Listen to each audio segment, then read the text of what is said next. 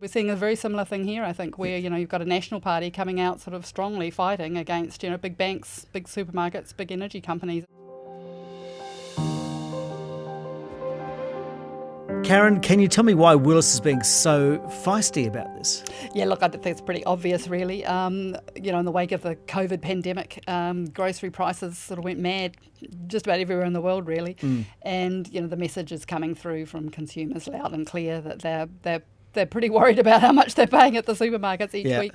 Politicians these days pay pretty close attention to focus groups, and that's obviously coming through strongly for the National Party.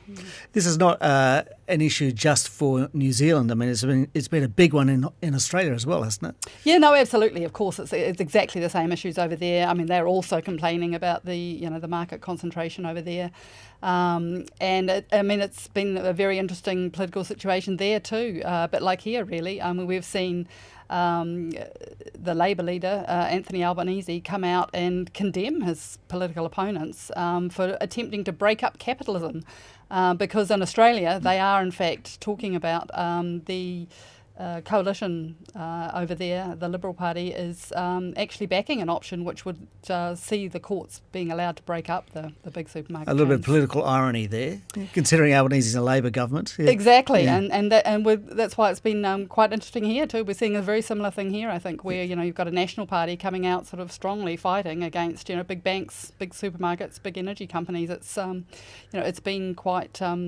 discombobulating, I think, for some in big business. Okay, well, let's talk about the industry then, and they are big business. What do they think of the government stance? The industry is not just big. There's small players too who are obviously chewing the government's ear. The small suppliers who have been arguing for many decades that they want to get a fair deal. Obviously they're pleased that something's finally happening, but sort of grumpy that it hasn't happened earlier, I suspect. But also, a bit pessimistic about whether maybe the system is just a bit so broken now that it can't be fixed. Right, okay. But we did see Nicola Willis come out and say, third player have been approaches. Are we likely to see a third player come into the New Zealand market? I personally think I would be very surprised if the warehouse does not have another go at this. Right. I think they made it clear that they still had unfinished business in the grocery sector. Whether there are any others, it does remain to be seen. There's been a lot of talk of Aldi coming here. Aldi is the big Dutch discounter that has actually come into Australia and got quite a number of stores there now. But the message from Australia is that actually, although there are obviously pockets where they've helped consumers, it hasn't made much huge overall difference to the general sort of market dynamic.